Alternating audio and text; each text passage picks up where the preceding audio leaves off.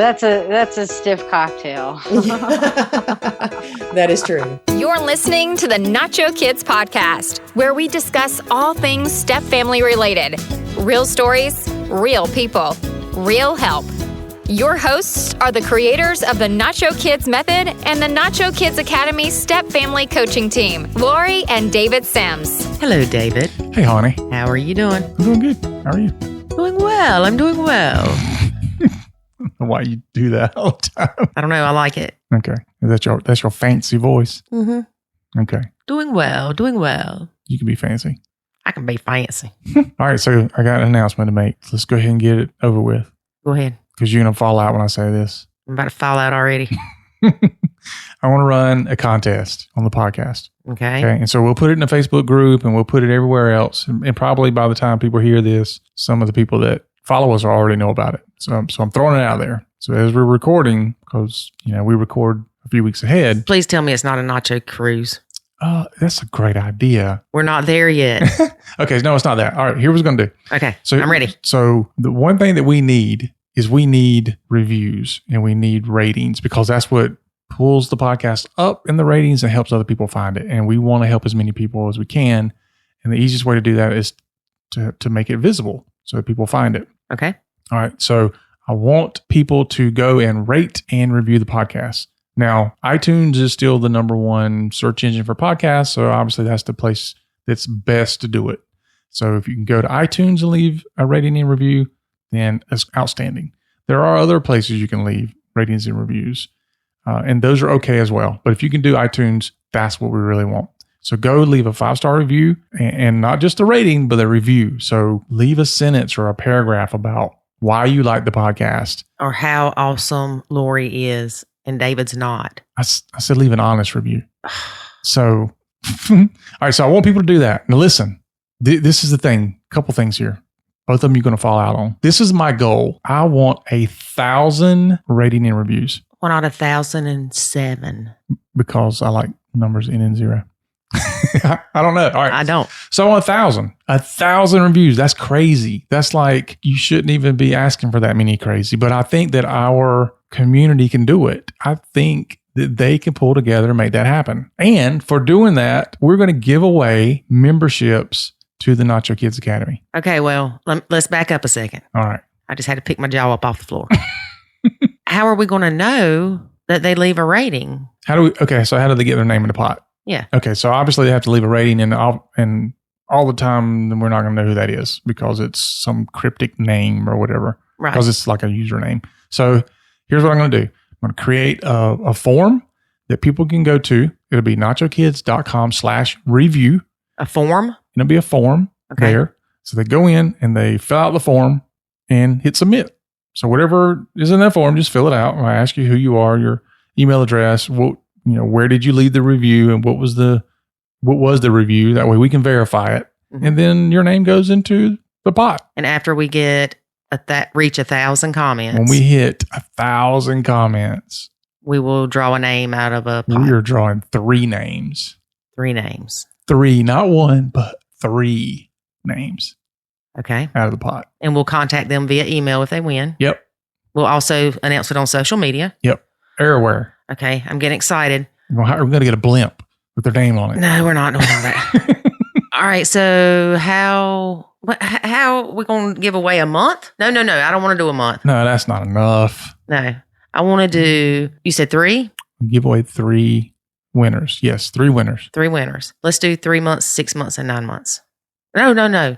Let's do 3 months, 6 months, and 12 months. Oh, okay. Yeah, that way there's a full year in there. All right. So they get a quarter of a year, a half a year, or a whole year. Yeah. All right. That's good. I like that. All right. So there you go. And if they're already a member, they can add that to their current membership, or they can donate it to somebody and we can work with them on that. That's a great idea because everybody typically knows other people that need it. So, and we all the time see people inside the Facebook groups that are like, man, I'd love to join the academy, but I can't for whatever reasons. There's always a number of reasons. So this gives people an opportunity to get a membership to the academy, get the step family help they need. All they have to do is just rate and review the podcast. Takes 2 minutes at the most. I'm game. All right. That's what we're going to do. And we'll keep this going until we get 1,000, and then we'll get Jackson or somebody to draw 3 names out of a pot. That or we just throw the names in a computer and it'll spit something out. Wow. You going to type all those names in there? That's why they're submitting them. Okay, because it's going to throw it to a spreadsheet automatically. Okay, I'm just making Leave the sure. technology up to me. I will. Okay, I'm excited about the contest, but let's talk about this podcast episode. All right, let's talk about the episode. Sorry, y'all. Podcast, episode, same difference to me. Let's talk about the show. The show. Who's on the show today? Today is Victoria. She's got a secret. David. All stepmoms have secrets. I know, but they don't have Victoria's secret. But you do. I've seen it. Yes. This is the... Why are you turning red? Stop. Why are you turning red? This is the first podcast recording episode, whatever you'll call it, that I did without you.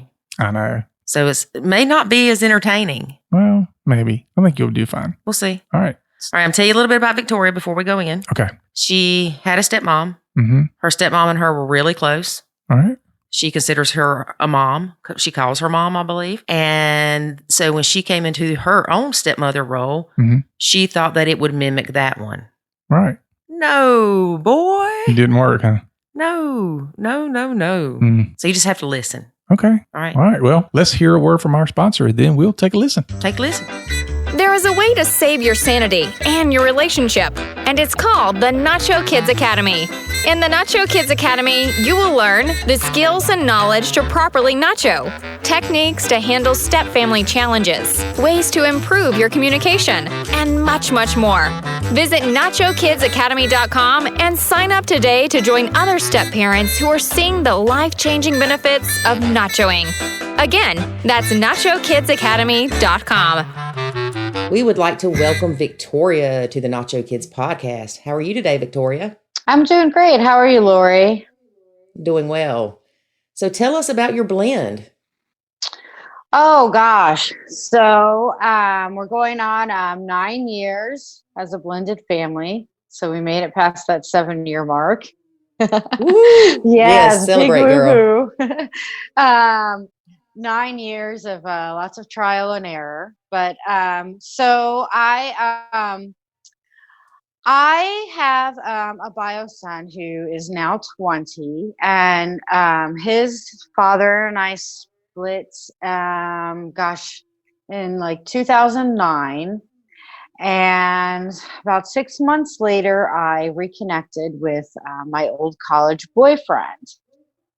That's so sweet. Yes, I know. So it sounds like a fairy tale. It really does. But when people kind of peel back the layers of what we've been through, some more would be like a Grimm's tale.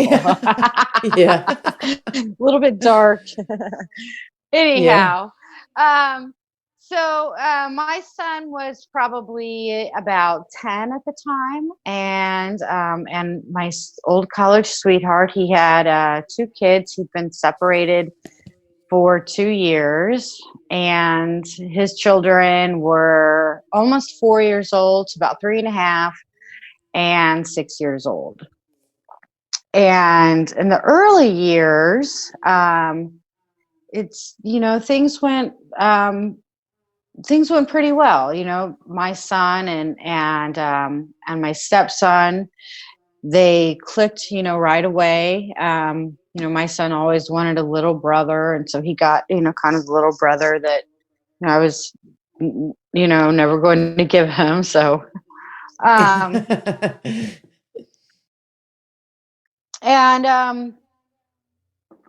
so about 9 years with a lot of good times, a lot of bad times, more good times. Yeah. So you didn't have the issue with your son bonding with his kids? No. No, my son and my stepson, they bonded really well. And I think, probably because of that, that probably helped their relationship along, in those early years. Yeah, for sure. Cause I know, my son, he was golly, 4 when we got married, and David's triplets were 9, and then he also had a 10-year-old. And it's almost like my son went through phases with who he bonded with. Mm-hmm. He would be close to one day, one the next week. And out of the 4, I'd say 2 of them he bonded with the best. The third one, kind of, I guess, a good bond, not necessarily the greatest. And then the oldest, he didn't really bond with him too much, but the oldest is kind of reserved. Mm-hmm. And so he doesn't, if you look at it, he doesn't really bond with people at all. I mean, he does, but in his own way. It's a kind of a different way than most people bond. And they'll pick on each other when they see each other. But of course, he's in Japan right now with the Air Force, so he doesn't see him much. And I don't think they chat like the other brothers do. Right. So you are blessed that you did not have to deal with that issue, because that was a big source of contention for us. Yes, I'm definitely thankful for that. And then also, with my stepdaughter, when she was very young, she and I bonded, right away. When she was about 3.5. And so, she really doesn't have very many memories of, a time before I was in her life. And she definitely has no memories of her mom and dad being in the same house and being married, being in a relationship together. Now my stepson has some small memories of when they were all together, but really not very many. So that's kind of like with my son. He was so young that he doesn't remember his dad and I together, because we weren't together at the time of his birth. But he, David's always been here. David's the fixture with me. So I think that plays a big role in it too. And it makes things easier. So how often do you see the stepkids? Well, so we used to have them 50-50. So we do 2 days during the week and then every other weekend. And as the kids have gotten older, because they're 15 and 13 now. So as the kids have gotten older, now we just have them 1 day a week. So on Mondays and every other weekend. And I think, there's been some conversations with, them and their dad. I think that even it's possible in the next year or so, we might even drop that Monday and just go down to every other weekend. Is that just to make it easier on the stepkids?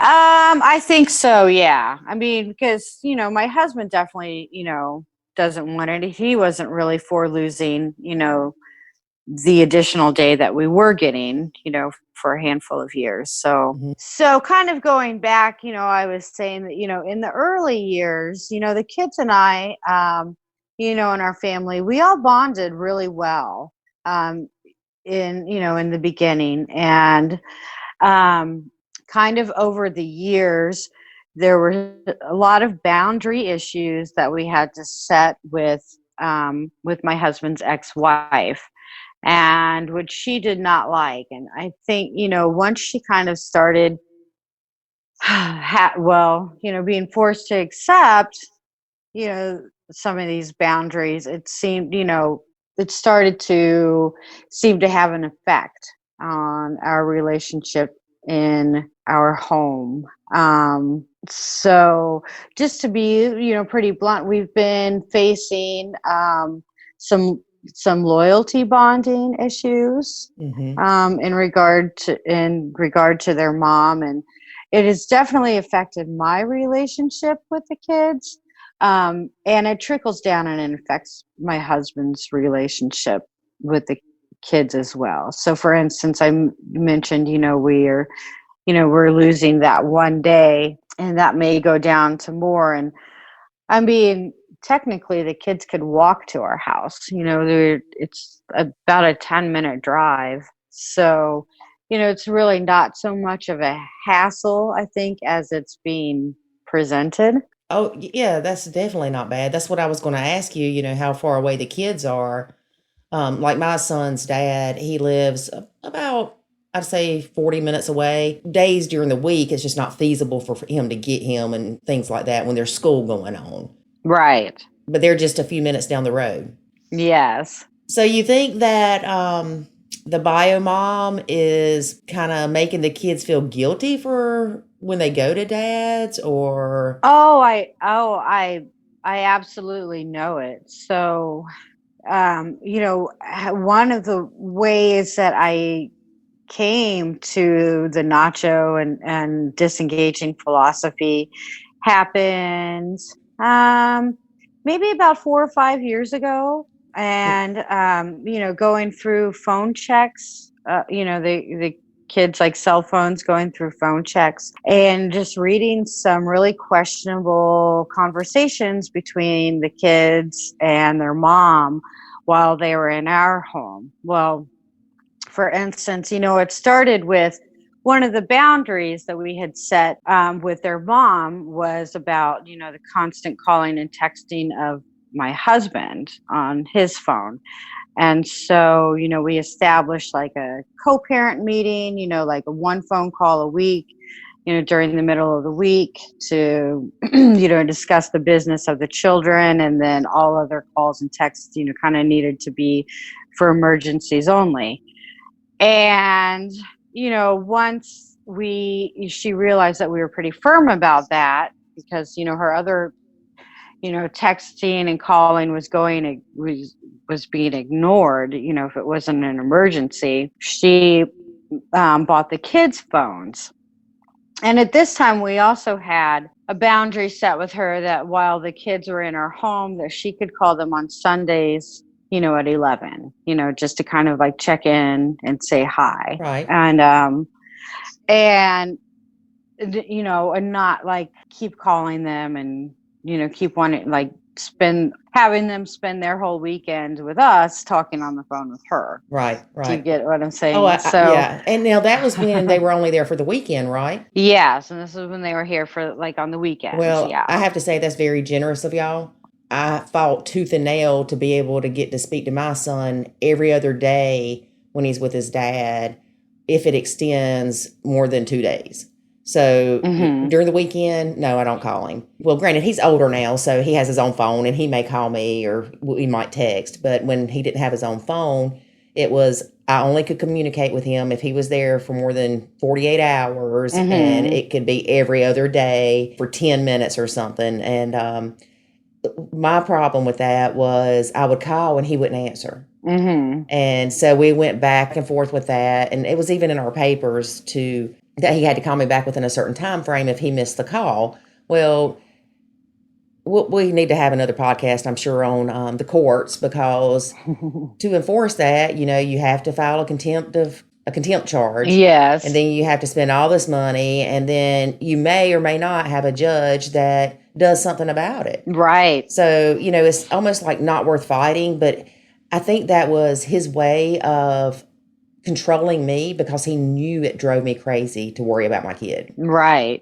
Is mom a bad mom, or is she just, like the overprotective helicopter mom? Oh, I don't think she's she's definitely not a bad mom. She's a good mom, and the kids are good, in general, they're good. We don't have any issues, other than just normal, whatever age phase that they were in type of issues. Yeah. I think that it was more, I couldn't tell you exactly because I'm not in her head. I am a mom, and, my son has a stepmom, and, visitation with his, well, not any longer, but, I've went through this.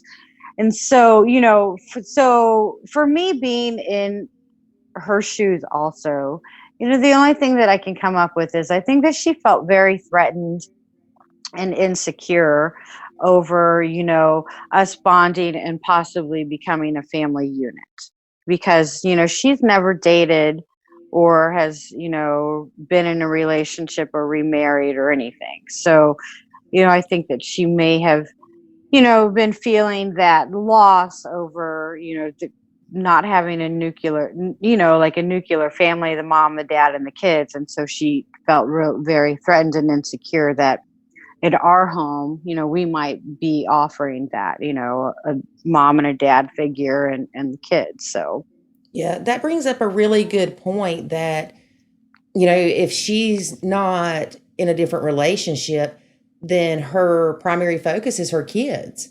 And so when her kids are gone, she feels lost. well, this is what I was saying. Well, yeah. So when you asked me if I thought, that, and I said, oh, I know it, I've read countless text messages where she would, so basically when we put the boundary about the phone, about the calling, when we put that boundary on, she bought the kids their own phones. And from there, I mean, I feel like I can kind of pinpoint like the deterioration of our, blended family unit kind of all roots back to when the kids got the phones. And so she, stopped calling and texting my husband constantly, but she started calling and texting the kids constantly. And it was things like, she would tell them that she missed them, how much she loved them and how much she missed them. And, things like when they got back home to her, the fun things that she was going to do with them. There was a lot of dysfunction, there, like one thing that stands out in my mind was I had set up like a little like girls' day with my stepdaughter. We were going to like a traditional, like a tea party, Mm-hmm. and like tea party. And she was probably like 9 or 10 years old. So, something fun for a girl that age. And her mom had been trying to call her, while we're out, and she didn't have her phone. And so when she got back, there were all these text messages about, where did you go? Who did you go to the tea party with? And then it was, did you want to go with Vicky? Kind of. Yeah. And my stepdaughter responded to those texts that she did not want to go to the tea party with me, but she wanted to go to the tea party for the food. And that was incredibly hurtful for me. And which I understand, she was backed into the corner by her mom, but at the same time I was reading text messages between the kids, between the two of them and between them and their mom, and they were all very hateful text messages, about me, saying that, I was stupid, I was retarded. And it was like anything I would try to, like I used to do things like we had like a family movie night and we would, pick a movie and we would get junk food, which is a special treat in our house. And, I would see text messages like from the kids where they were talking about how the movie that I picked was, or the movie that I picked was stupid, and that they hoped, that my husband and I would break up. And so this is how it was, those events. And that's how I came to Nacho. So, because I felt like, I was exhausting myself. I was really trying to please everyone. There were points I was cooking 3 separate dinners because, one kid wouldn't eat this, but the other kid would. And one kid wouldn't eat that. And then my husband and I ate different food, and only to, and then only to go back and see how the kids are talking about, to see how the kids were talking about me, and all these efforts that I was making.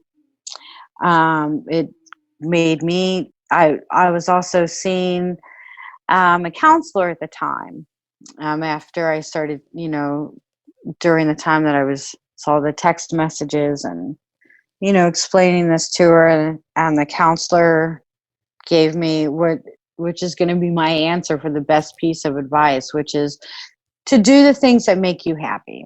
My counselor said, if it makes you happy to cook 3 different meals, then keep cooking 3 different meals. If it doesn't make you happy to cook 3 different meals, then don't do it. Yeah, and that's what we try to explain to people about nachoing or the Nacho Kids method is that is why it's different for everybody. There's so many different variables in the blend, but I may enjoy cooking and some people may not. Well, I'm going to tell you, I do not enjoy cooking at all.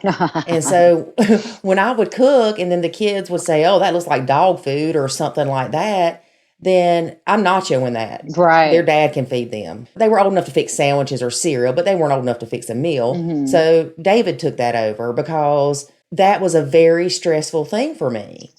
And the same thing with laundry. It drove me crazy with the laundry because they wouldn't bring their laundry down or sort it, separate it or whatever. And when you would fold it, or they would never put it up.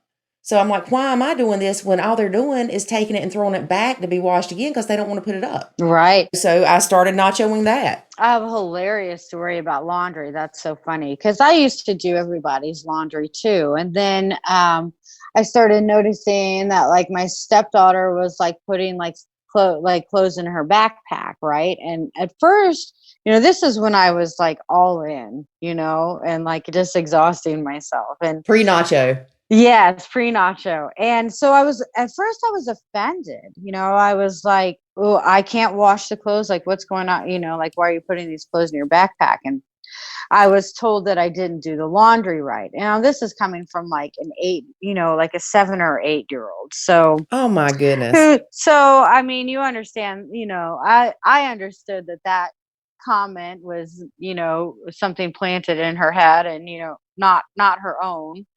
She didn't know anything about how to do laundry. So I was seeing my counselor at the time and I was venting with my counselor about how offended I was, by this and blah, blah, blah. And my counselor said, oh, that's great. Just, give her, a laundry sack and send the laundry to her mom's. And like a light bulb went off in my head. It just kind of clicked like, oh my goodness. Yeah. Like I'm like getting offended and all upset. And, I knew that comment really came, straight from the bio mom, that I didn't do the laundry right. So by all means, do the laundry. Yeah, have at it. Exactly. So that's one thing you said that, it kind of clicked with you.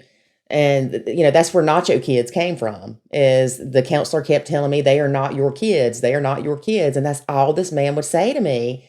And when we left, David and I were cutting up. And that's where I said, they are not your kids, kind of making fun of the counselor. And in that moment, I'm like, I'm telling you, it's like the angel started singing or something. It's like, whoa. I realized I was creating my own misery. Yes.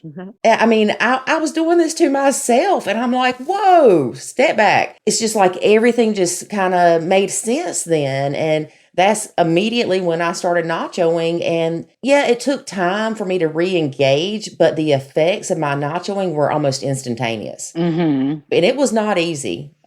No, it's not easy. And I think, one of the reasons why nachoing can seem really hard for people, especially in the beginning, is it's a lot of control to give up. Yes. It is. It's a lot of control. And I think that women, we're not control freaks. I think that women, we naturally just want to be able to manage our homes. Yes. It's kind of, the natural order of, and when you look at, non-blended families, traditional families, it typically is the woman who's handling the calendar, maybe handling the finances, doing the planning, doing the meal plan, doing the domestic responsibilities, caring and upbringing the children. And so that feels very natural, for us. Right. And it feels like a complete loss of control when you're not able to, fulfill what you think is your natural role in a home. So yeah, and especially if you're a bio mom, if you've got all the kids there, I actually wrote a blog post about this recently. You feel like you have to have a split personality. Mm-hmm. I have to respond to my son differently than his kids because I can tell my son, what the crap are you thinking? Pick that up. Whereas his kids, if I said that, then the next thing you know, in their head, I cuss them out. Yeah. They take it to extremes. And so you have to separate yourself and be the nacho parent or the step parent and be the bio parent. And to me, I did almost feel like it was a split personality thing, because you have to be so aware of what you're saying and how you're acting, because they don't take it the same as your kids do. No, and have definitely found that out. And especially with my stepdaughter, now she's gotten like older. She's 13 now, and so the last couple of years have been, those are rough years with kids just in general. And so then you add the dynamic of our relationship and the loyalty bonds and their it makes it even more complicated. And it's absolutely true. I've said things to her that are just simple and straightforward, and she has meltdowns about it, and she twists it, and then she takes it back to her mom and says and her dad also. And she and tries to create some drama around something that I didn't even say. It's Yeah. what she heard. Exactly. And David and I cut up about this a lot, because he says that I have some kind of filter before I really hear things. Because he'll say something and I'll say, well, you just said da da da. And he's like, no, that's not what I said. And I'm like, well, that's what I heard. Yeah. And what it is we add emotion to what we hear. Mm-hmm. So if we're sensitive about something, for instance, if we feel like that our house is a mess and we need to clean up and we feel pressure to do that, and then they say, well, did you mop the floor? Or something simple, you take it as, oh, they're saying that I don't do crap. Mm-hmm. But kids do the same thing. And I don't know about your husband, but David really felt like he was stuck in the middle between his kids and me, because they were telling him one thing, I was telling him something different, and no matter which way he went, he couldn't win. Yes, this is a huge issue in our home right now, where my husband, definitely feels like in the middle. And so we've been living together for 8 years, but we got married just last year. And so when we announced our engagement, and then after we got married, there came some times where my husband had to pull his kids aside and have some conversations with them. And they say, it's so funny, they say the same thing. They feel like that he always picks my side, and that he never like defends them, which from my perspective is not true. He actually gets incredibly defensive about his kids. I mean, there's like, I can't really say very much to him about his kids, and he doesn't take it very well. It takes a couple conversations and usually an argument. So so he definitely feels in the middle, and he has said to me over and over that he does not want to be in the middle, that if I need to take my issues directly to the kids. But when I do that, it just puts him in the middle, because then they turn around and make it into this drama of things that I did not say. So it's Yeah. I completely disagree with him thinking that you should take it directly to the kids, because that's how your words get turned around. That's how they end up feeling like they're attacking you. Then they'll go to their mom. He needs to address those issues with his kids. And if he doesn't have an issue with what they're doing, then you have to let it go. Yeah. And I want to go back a second. You were talking about talking to the kids, no matter what you said, it got turned around. Mm-hmm. And even talking to him about them. That's why, we say the number one rule of nachoing is to say nothing to or about the stepkids. Yeah. Because if I said something bad about your kid, you get defensive immediately, or mothering, right, or parenting. And it's funny, because we can call our own kids a brat, but David calls my son a brat, which I don't know that that's the word he would use if he called him anything. Then it's like, oh no, you don't call my kid that. I meant things more like, I'll tell my husband to tell the kids that they need to clean their room this weekend. Things like that. Oh no, I didn't. I didn't mean you were calling the kids names or anything, but no, but it's more like, it's more like that. I definitely have learned. I certainly have definitely learned, like, not to go to my husband and talk about the you know, like the behaviors of his kids that I don't agree with. Do you know what I mean? Yeah, but even the cleaning of their room, that is something that they can look at as negative towards you, is something they can complain about towards you. Mm-hmm. And really, it's his job. I'm not bashing your husband, by the way. You know that. Oh You know yeah. what I'm, Oh no, yeah. I know all this. I know it's his Yeah. job, but Yeah, it's his job to do that. And, that's his choice to not do it. But okay, the other choice is hire a maid. Have him tell him, say, okay, if you're not going to have them clean up the room, then maybe a maid needs to come in once a month or once every 2 months or whatever, just to kind of clean it up. And he'll think you're crazy for saying that, because that's just to the extreme to him. Is, why would I hire a maid to clean my kids' rooms? Well, you're not making them do it. What do you think? The magic cleaning fairy is going to come in? right. The room thing is such an issue. I mostly try to nacho the rooms. The doors are always shut. And, I mean, I'm not so, I'm not so like strict about, like housekeeping type of things as, some people are. So, but they definitely like their rooms do get, because nobody's like monitoring the rooms being clean.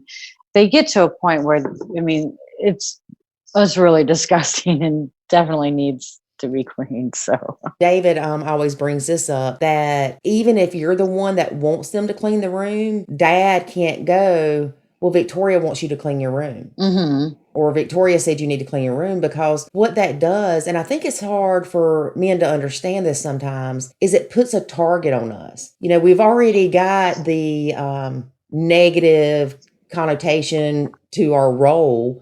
And then that's just putting a target on us and saying, here's another reason not to like her. She wants you to clean your room. Mm-hmm. Here's another reason not to like her, because she said you didn't do it right. For me, especially, that's why I had to disengage completely, because when David would say something to the kids, they would say, is that coming from you or from Lori? Yes. Oh no, we've gone through that too. Yes. I mean, and the kids automatically think that anything that if their dad says no about anything, or anything that they don't like to hear, it is definitely automatically attached as coming from me. And their mom does that too. We've had like, well, I know, I mean, she has said it to us before. There on times where we've been firm about, where we've been firm about something. And she has said in like email communications and in comments that she thinks that, those aren't coming from my husband, that it's, directly related to, his relationship with me. So, yes. We really have a hard role, and it's not for the faint of heart. And, I don't consider myself a sensitive person, but I think I realized I'm more sensitive than I thought I was when all this stuff started. Because before Nacho, it was to the point where the stepkids hated me and the in-laws hated me, so I just felt almost like the black sheep that nobody wanted around. And then my son, he was so young, at that age, somebody can treat a kid like crap, but they still want to hang out with them if they're in the same age range, because Mm-hmm. they're a friend or, whatever. So Yeah. I didn't like the way that the stepkids were treating my son sometimes, but he just wrote it off and kept on going. And so I felt like I was even disconnecting from my son a little bit. It's almost like you feel like you just need to go hide in the closet and everybody's life would be wonderful if that's what you did. Yeah. But I was going to say, I think that one of the things that was the most like hard, I think it was hard for me in the beginning because, so I come from a divorced family. I was raised by my dad and my stepmom. My stepmom had been in my life since I was 2 years old. And with my bio mom, she was married to a man that was in the Air Force. And so you would just kind of see her sporadically. We didn't really have, so she would be kind of in and out of my life, because oftentimes they were overseas. Myself coming, from a divorced and a blended family, I don't really remember ever like growing up and like feeling like any kind of loyalty binds or really like any kind of, struggles. I mean, I loved my stepmom. My stepmom, I call her mom. She's my mom. I love my bio mom too. So it's been really difficult for me to kind of wrap my head around that. Like, so now here I'm a stepmom, but I'm in a completely, different sort of step family situation, where like, I don't get like I don't get the love and affection, back from the stepkids the way that, I gave to my own stepmom. Does that make sense? So, oh yeah, it does make sense. Did your stepmom, did she nacho you, or she was more of a parent? No, she was a parent. I mean, yeah. And I think that, even growing up, because of the situation with my bio mom being overseas a lot, I mean, I think, almost everyone we knew just automatically assumed that my stepmom, was my mom, and we didn't even really talk about, that she wasn't my mom. It was just a given, that she was my mom also. She raised me, she, took me to all the doctors and dentist appointments, did, all the school functions. She took over the motherly role. Absolutely. And so, with me coming in to be a stepmom, I felt like, it was natural for me to be able to, be the mom in my house. Right. Well, it's because, like you said, that's our innate nature. Mm-hmm. It's, what we do. And then you also experienced it with your own stepmom, and that's what she did. And it worked for you, and you bonded with her. Mm-hmm. So why would you think to do any other way? Right. We actually had a conversation the other day with a lady that's going to be on our podcast, and she had a stepmom that she had two stepmoms. One was tried to mother her. They did not get along. And then one that pretty much nachoed, just stepped back, let her do her thing, but was there if she needed her kind of thing. So she said that she learned from those two experiences that when she became a stepmom, she wanted to be the nacho stepmom, because of her own personal experiences. And so I was like, well, that's good. We laugh because, everybody says the trigger phrase, you knew what you were getting into, and it just sends us into a rage. Yes. This is one stepmom that actually did know what she was getting into. She knew what to do. She knew what was going to work best. And she didn't have these even societally defined expectations. A lot of times if a stepmom doesn't step into that role of being a mother figure, we're looked down upon, for doing something bad. And we're not doing anything bad. We're just trying to figure out what fits our blend and what does our specific role, what it looks like for us, and what's the best way to make this work, because we know 72% of blended families don't make it. No, I mean, I grew up like definitely, because I had the stepmom, I grew up, already with that, knowing that like, oh, like the Disney portrayal of stepmom. So it's, I mean, my stepmom and I used to joke about that, about the evil stepmom portrayed by Disney and things like that. And so I guess, I kind of, I did think that I knew what I was getting into. And, having had a stepmom myself, and I definitely did not. I think a lot of us think we know what we're getting into, but we, when the reality hits and things don't flow like we think they should, then it's like, oh man, I had no idea this was going to happen. Right. Yes. Because we really prepared before we got married with research and talking to other people and all this stuff, because we knew it wasn't going to be easy, but we were still blindsided by the stuff that we went through. Yes. And if I would not have Nacho, there's no doubt that we would have never made it. In fact, when we went to speak to the counselor that kept telling me they are not your kids, it was either the next step to us, if we couldn't get some kind of resolution there, was divorce. Right. Well, I think David's resolution was more of, okay, let's start over. Maybe you and Jackson move out, and then, we tried a different approach to this. But my thought process was, if I move out, I'm not coming back. Right. I was not, there was no chance. I was not coming back. If I left, I was not uprooting my son. I was not moving again. That was it. We see that a lot. And I know you see it too in the Facebook groups where people are choosing to do that. Mm-hmm. they're choosing to have separate households to try to make this blend work. And it's like putting a Band-Aid on the problem. It's not fixing the issues. So, of course, things are better when they do that because the stress isn't there. Yes. That and I mean, I think that people should do what works for them. But when I hear things like that, it makes me think, that gives an awful lot of power to the kids. Do you know? Mm-hmm. Where, the kids have learned that, if they don't take responsibility for their behaviors and make changes on their end as well, then they can just like push someone out of the family. I don't know. I feel like doing things like that gives an awful lot of power to the kids. And where, I mean, marriages are supposed to be unified, and the couple really should stand together and say, we're going to weather everything together, even your BS. Yeah. No, I do think that the kids need to feel comfortable sharing what they're struggling with. Mm-hmm. But also when it's crazy stuff or outlandish, then that needs to kind of be curbed a little bit.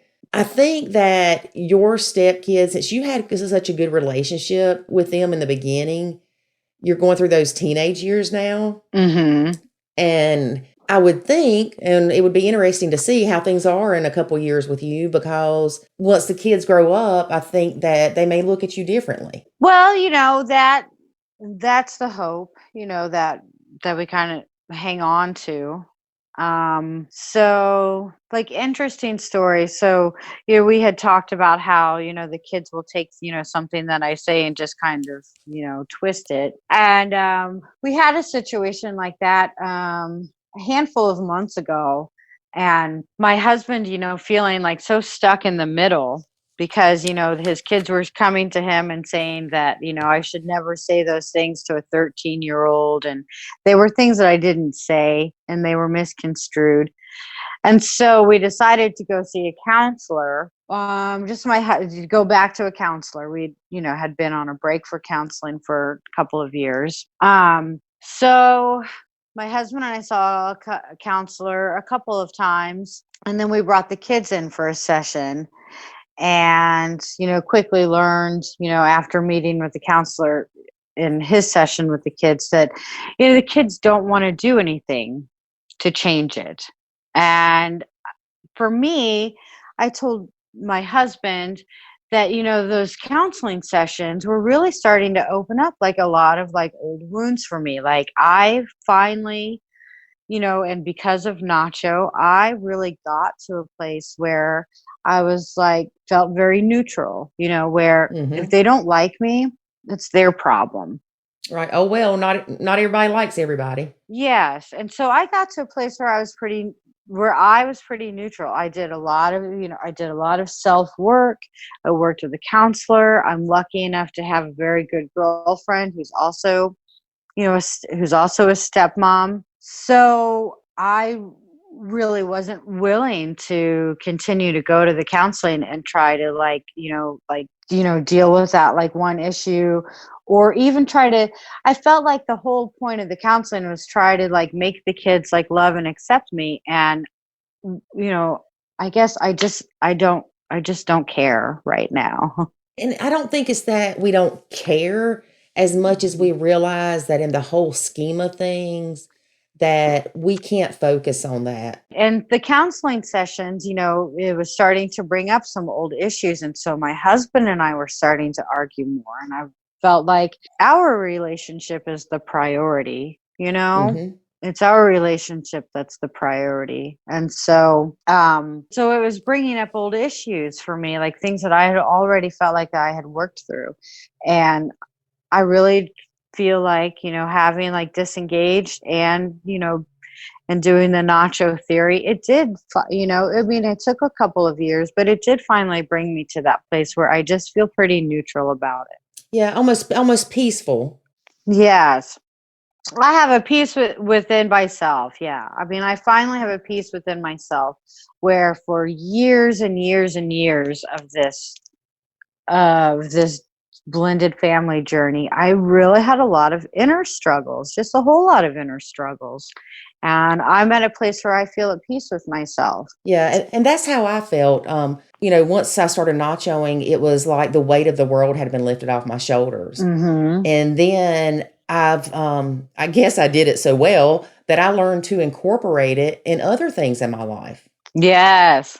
Whether it's Walmart, because I cannot do the crowds and the excuse me, trying to get groceries, and somebody riding my butt, driving down the road, I'll pull over now and let them go because I'm like, you are not going to make me all upset. Mm-hmm. It's taking control of how we let things affect us. Yes. And that is so important because we naturally beat ourselves up anyway. And the last thing we need is other people doing it too. Yes, absolutely. Yes. And you were talking about the bringing up the issues. We started Nacho Kids in 2013, and we just recently launched the Nacho Kids Academy to help other people. Through the years, I've been helping people through Facebook groups and things like that. But there was a time that I kind of had to step back from that. Everybody's like, why don't you keep going from the beginning and, immediately go into helping people? And it's because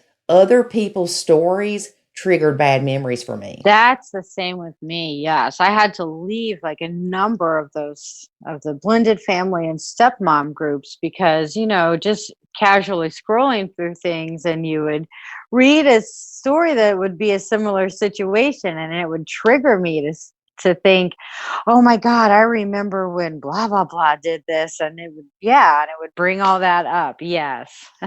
It does. And it does. Memories, we have a habit. I haven't researched this, but we have a habit of remembering the bad instead of the good.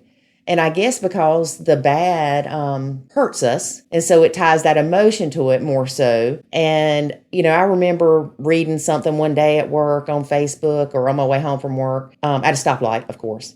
And I got home and I was mad. And David's like, what is wrong with you? And I was like, I read this thing on Facebook and her kids doing the same thing your kids did to me, and it makes me mad. And then that's when I was like, wait a minute. There's a difference in caring about people's problems and wanting to help people than letting them become mine. Yes.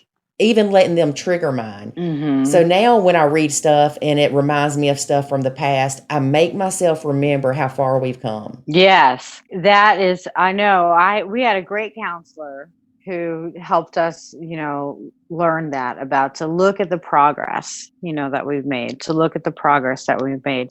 And that was one of my reasonings for, just recently, not wanting to, it didn't feel genuine to me. I didn't want to dive into counseling with the kids and try to, dig through all the dirt, with the kids, especially, there's a lot of things that I would have to say that I would either have to censor or that would just make things worse, and they don't want to sit in counseling and listen to me talk about how I think that one of the big root of our problems is their mom. Right. And I mean, we talked about that in a session with our counselor, like, if we are going to do this, then, these are the things that I have to say, Right. And that would just be more ammunition against you. Exactly.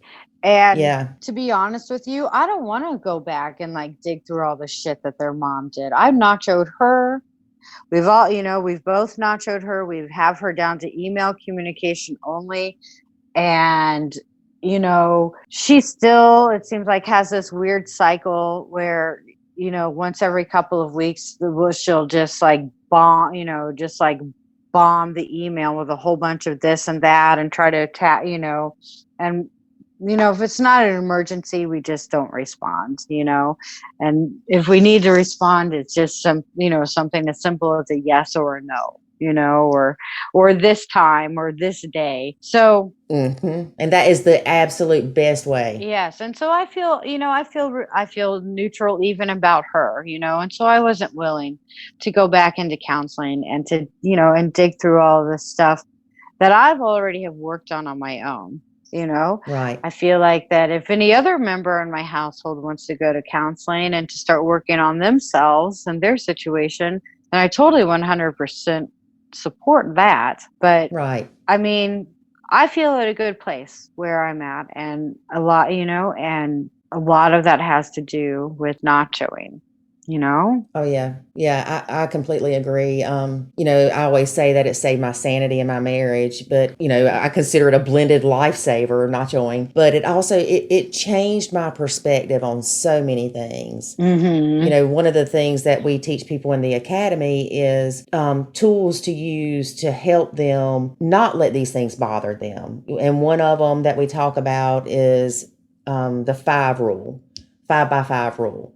If it's not going to matter in 5 years, don't waste 5 seconds worrying about it or stressing about it. And, we teach people that just because you can't control a situation doesn't mean that you have to let it control you. Right. You're in control of that, just like you're in control of your mind. If we're sitting here talking and then all of a sudden I start thinking something bad about the stepkids, I have the ability to stop that thought process, whether it's to get up and walk away, to start playing a game on my phone, anything to distract ourselves to where we don't go through that vicious cycle, because we need to break those bad habits of looking for the bad. Yes. Oh, yes, I agree. And I learned a really good tool for that. Like when your mind kind of, I think they call it like the monkey brain or something. But when your mind starts to kind of, go back to that place, because I would find myself doing that. And, like there's this like the whole concept of like letting go. I think, it's too broad. People can't really, entirely grasp that, because letting go, I think, is definitely a process.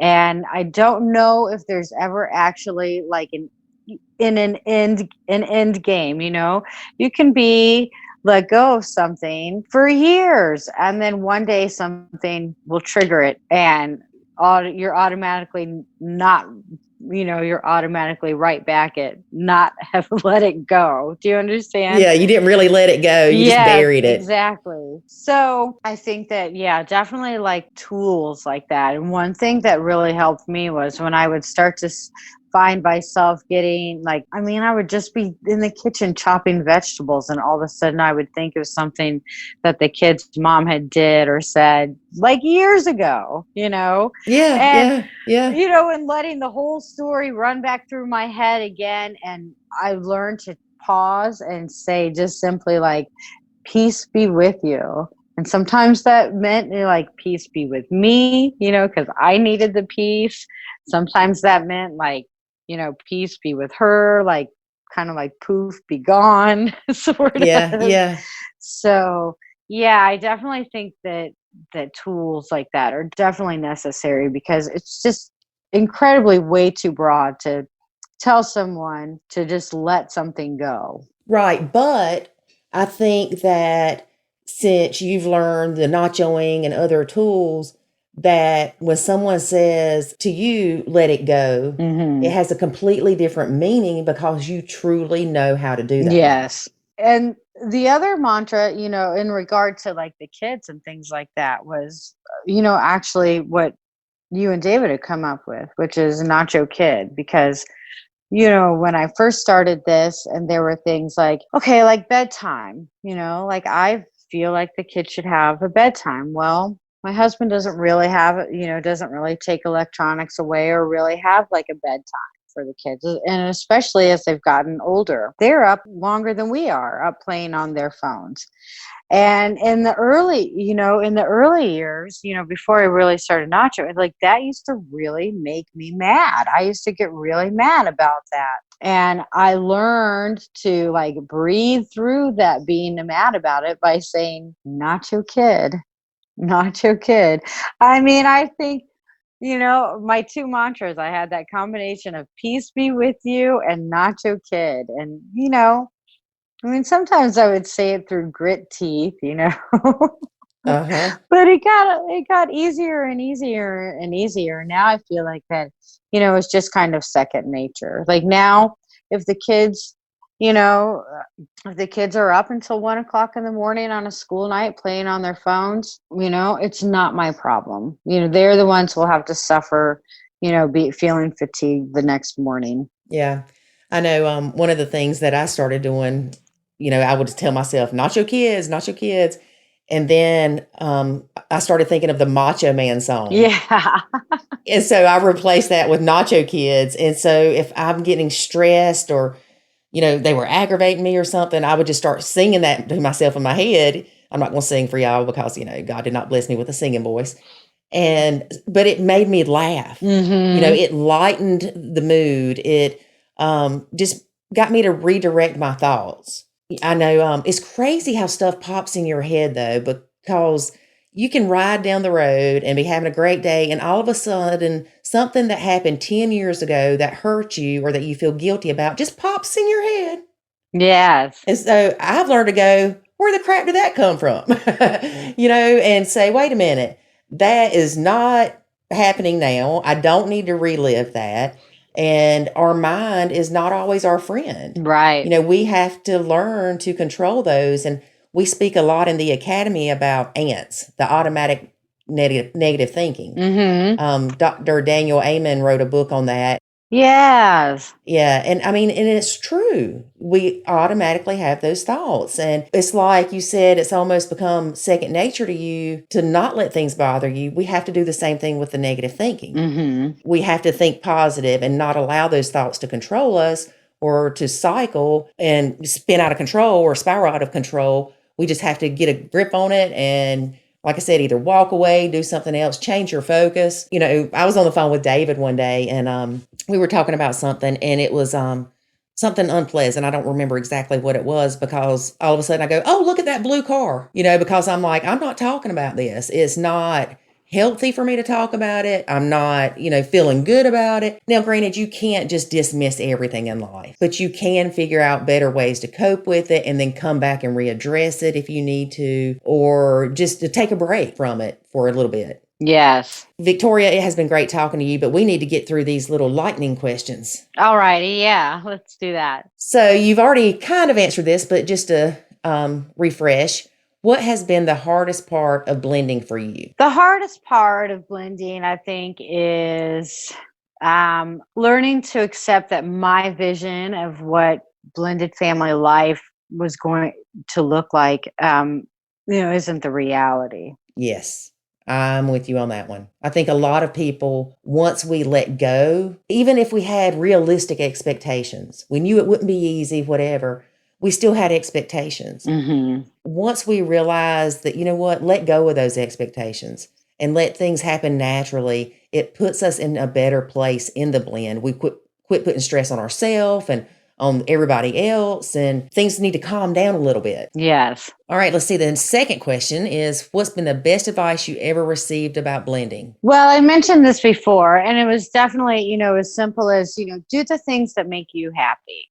So, the counselor that gave me the advice, like, if it makes you happy to cook 3 different meals, then cook 3 different meals. If it does not make you happy to cook 3 different meals, then don't do it.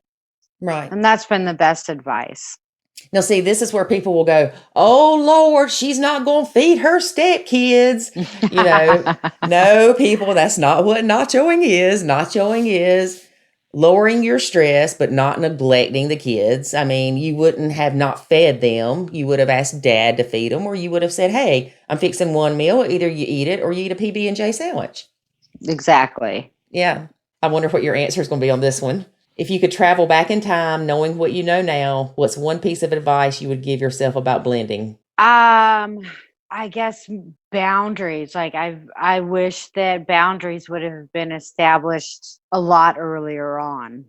Yeah. We do it to ourselves though. We go in wanting to do the roles that we think, and we don't set those boundaries. And the next thing you know, we're overwhelmed and we're mad because nobody appreciates us. Mm-hmm. And one thing that I can say that the stepkids definitely learned from my nachoing was that I didn't have to do crap for them. That anything I did for them was out of kindness or out of love or, just being a decent human being. And so once they realize that, everything that I do, I know they appreciate it. Yeah. Even little things. You need me to help you do this or, just offering, even though they don't ask for help now, I know they appreciate me for that because they realize that it's coming from a good place. Right. And let's see, the last question. What is one thing you will tell others who are facing the same challenges in the blend that you have? Just one thing? You can do more than one. Rattle them off, girl. Give us 10. I mean, I think that most stepmom's gut instinct is to tell people to run, to just not even, just to avoid all the stress altogether. But if you found yourself, you didn't run and you're already in the race, um, then make your marriage a priority. I think there's a big misconception, especially in divorced families, where the kids have to come first. And I completely disagree. I think that the marriage comes first, that the children revolve around the marriage, that the marriage does not revolve around the children. Right. Now, see, I have an interesting view on that. My marriage is very, very important to me, and I love my husband dearly. He's a great husband, but I'm my kid's parent.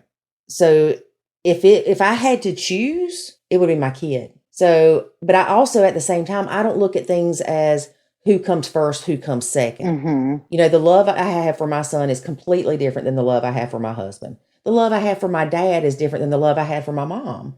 And so I really hate it when people will say, what's the order or who comes first?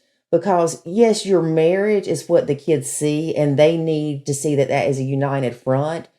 But as far as if somebody said, you have to neglect one or the other, then I would take care of my son. Does that make sense? Oh no, I completely respect that. And I didn't necessarily mean it like, so much in that terms, but I think a lot of times in blended families, the marriage really does start to take the back seat because, the kids start to have a lot of the power in the home. And I was just going to say, and every counselor, so in the 9 years we've been together, my husband and I have seen like 3 counselors, at different at different stages in our relationship.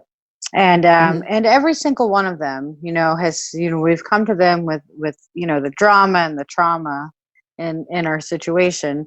They've all have said that, the goal that we need to be working on is how are we going to protect our marriage. And so that's what I mean by that, Yeah. that, you need to make your marriage the priority and protect your marriage.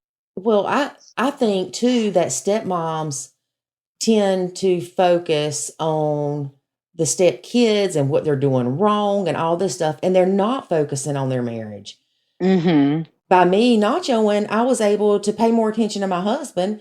Right, exactly. Yeah, it completely it saved my marriage in that way too. I have a much better relationship with my husband because I'm not so worried about what his kids are doing. Yeah. You know?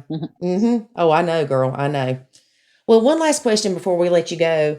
You were talking about your husband and some of the issues that he seems to be having, or, like he would tell you to tell the kids to clean their room or something like that.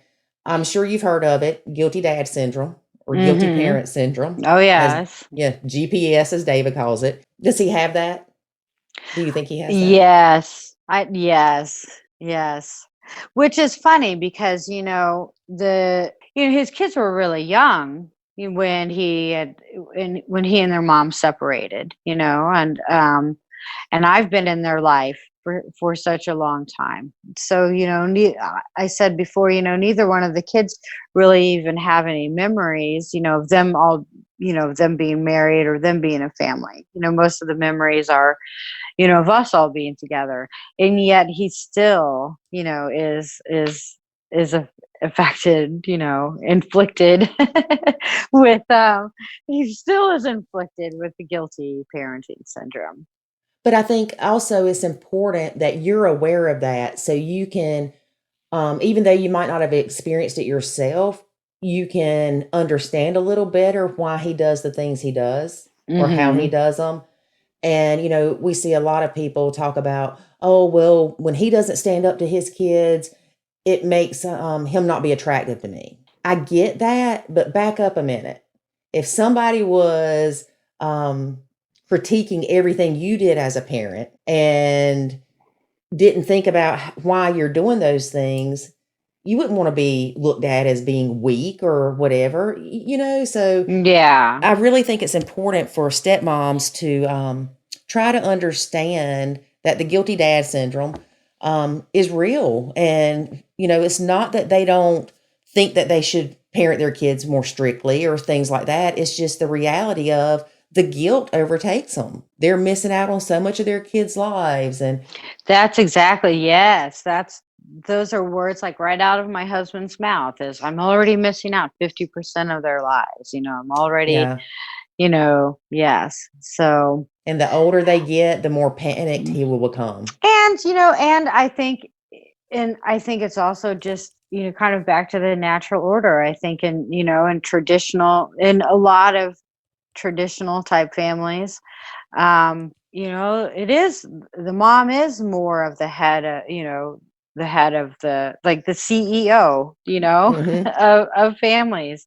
And so I think that, dads just kind of naturally, kind of fall back into less hands-on parenting. Yeah. So, and then you throw the dynamic of, guilt over not having your kids, 100% of the time.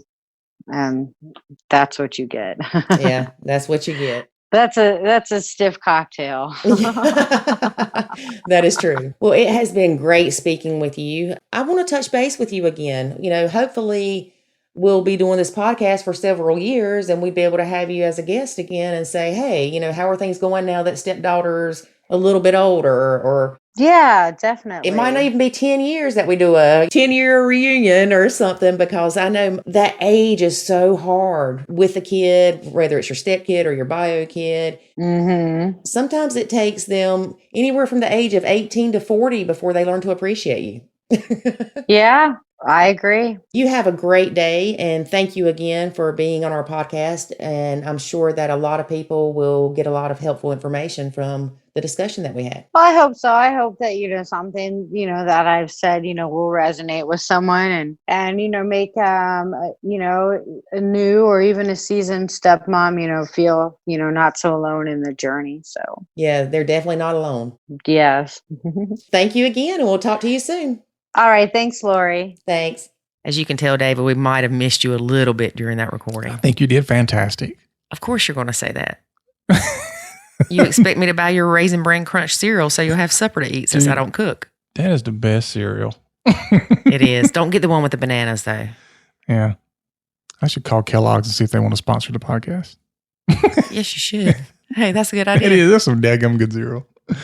Yeah, the kids even like it. I know. That's what's scary.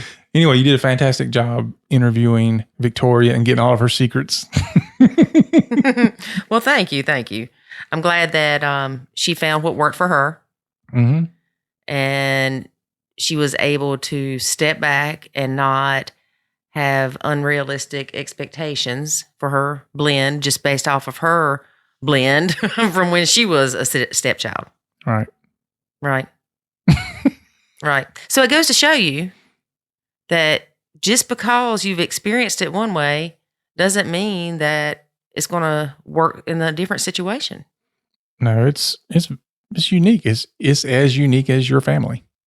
Yes. So there's not a one size fits all. And that's why when we are talking to people like in the academy, we have to really get down into what is your dynamics? What are you dealing with? And oftentimes it's 30 minutes into the conversation before we really find out what the problem is, because people often don't even know what it is. Mm-hmm. And then all of a sudden it comes out, oh, that's why you're having such an issue.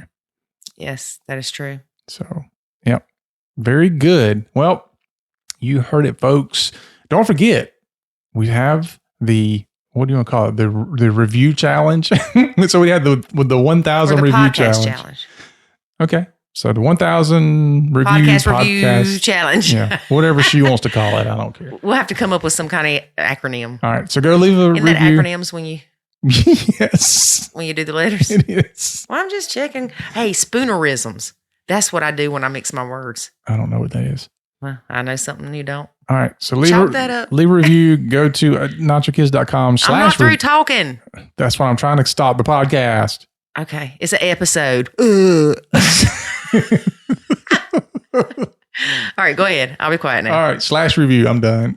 No, repeat the whole thing together. Good. All right, do your 5-star review. Then go to nachokids.com/review so you can submit your review to go into the pot.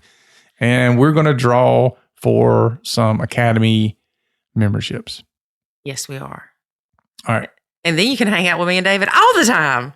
Yeah. Hey, we could do that. We could have a drawing for we'll come to your whatever and hang out for a day. They can come here for a week.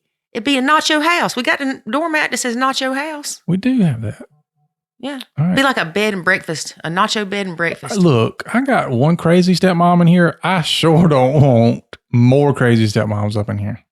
Well, I do want to talk about this because I think we should at some point entertain conferences a little more, as well as maybe a cruise. I know there's a lady that does a cruise for her I told you what's group. going to happen at a step parent cruise. Yeah, all the men are going to wonder why all the women are drinking going, Nacho! No. David, let's not talk about that. I know what you're thinking. All right. Very good. Thanks, everybody, for listening to this episode. Don't forget to leave the review and the comment. And all that good stuff. If you have any questions, then just email Lori. She'll tell you. So I'll see you later. Bye. Thanks for listening to this episode of the Nacho Kids podcast. Find us online at nachokids.com. Until next time, remember, life is good when you nacho.